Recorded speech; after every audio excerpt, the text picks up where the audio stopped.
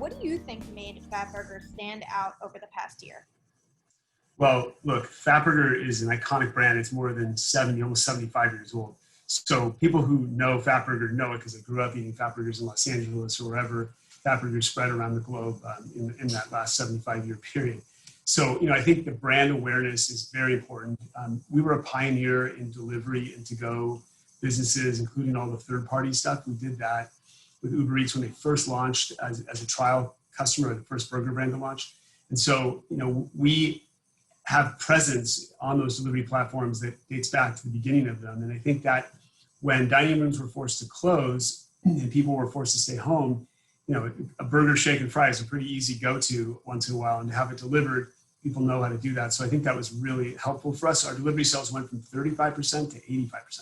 In general, your sales really spiked over the past year. To what do you attribute your strong sales wins? Well, I think what's happened, so sales today at many of our brands are like 120% of where they were. They're 20% greater than 2019 levels, right? And I think that is the combination of an increased awareness of delivery and to-go, and then the dining rooms opening back up. So people are coming back to the restaurants, but also they now have more awareness about, hey, I can get these different brands on the delivery platforms. So when another piece of the puzzle in terms of success over the past year is unit growth. So when so many people were closing underperforming units during the pandemic, FatBurger grew by 18%. What was your growth strategy there? Well, so we've had very strong franchise sales this year, but last year and the year before, they've been very solid. And so those stores that people bought as franchisees to develop were in the pipeline. They continue to open. We opened 62 stores across all of our brands during 2020. We'll open close to that same number in 2021.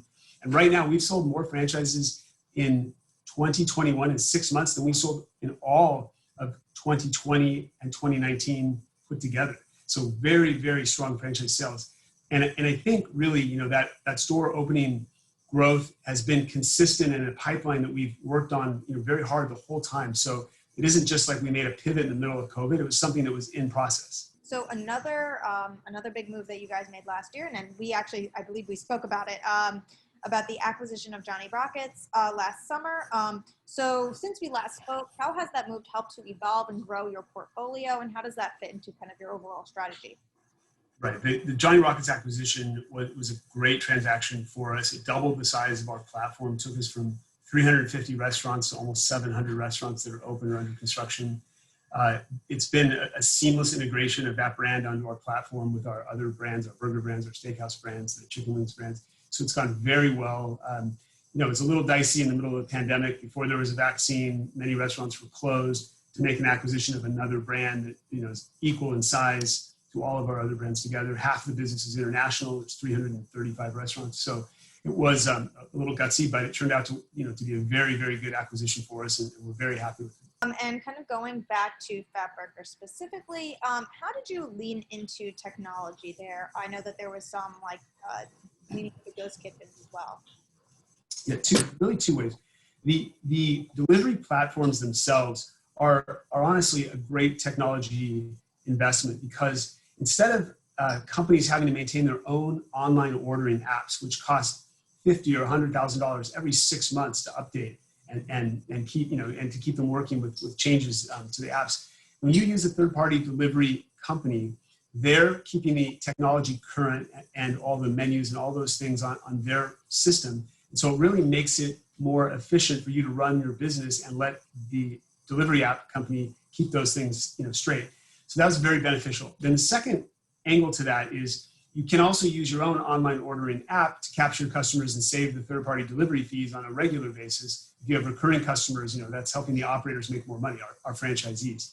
And then finally, the ghost kitchens and virtual restaurants. We have 36 virtual restaurants today, and we're on our way to many more of those. And that's where we can sell some of our additional brands out of the back door of our other brands. For example, we can sell some of our chicken wings concepts to go out of the back door of a FatBurger or Buffalo's or Hurricanes or Elevation Burger.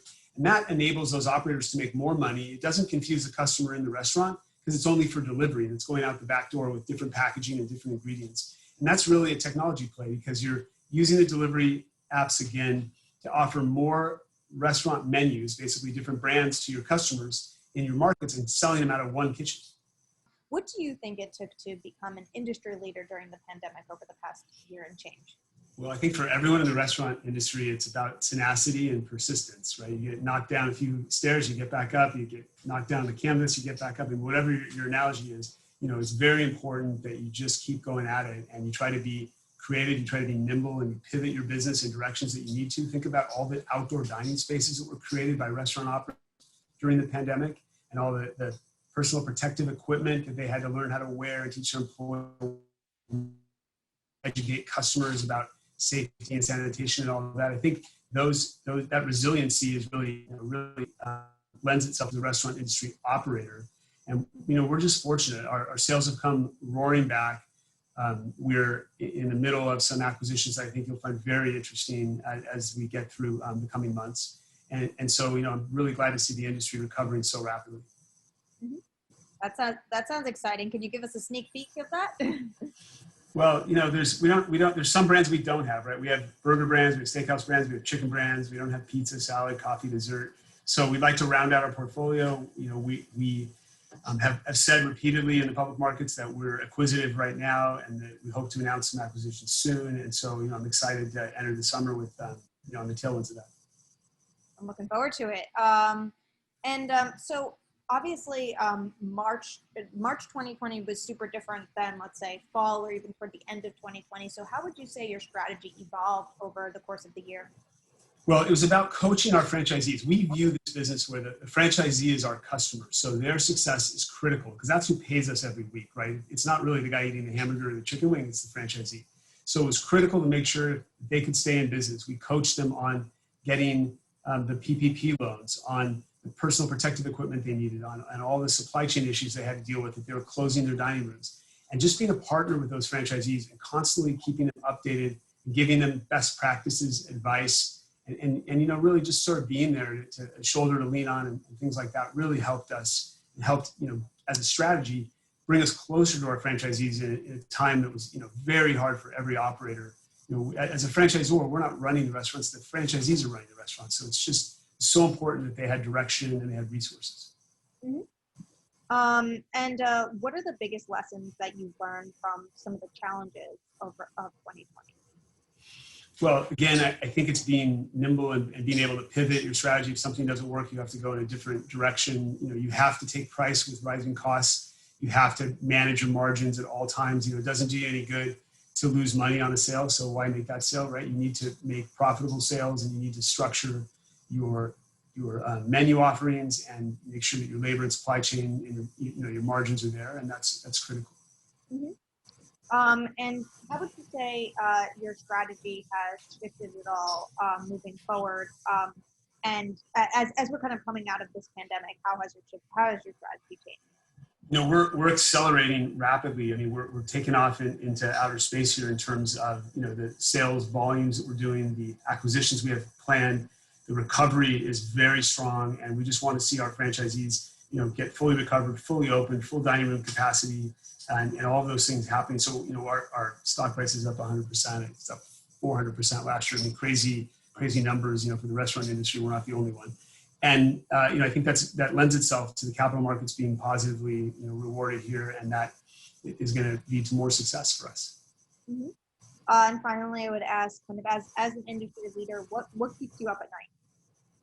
You always worry about foodborne illnesses. You worry about violence in restaurants or in the parking lot, or all the things you read about every morning in the paper, and just knock your head and say, like, how can this be going on? So you worry about those things, of course. You worry about the safety of your employees. You can't imagine another pandemic. We've had one for 100 years. I think we're all good on that front. So I think it's really specific incidents that you worry about the most. The supply chain and the labor shortage are annoying. Those things will go away over time. The stimulus checks will run out. All that stuff will get back to normal. And I really think consumers want to be in restaurants. They want to be in dining rooms. They don't just want to sit at home and have delivery. And I think people want to go back to the office. It's great to work at home sometimes, but it's not really the norm. It's not socially very, very comforting either. So I think that you're going to see a return to normalcy in ways that we really haven't seen in a long time.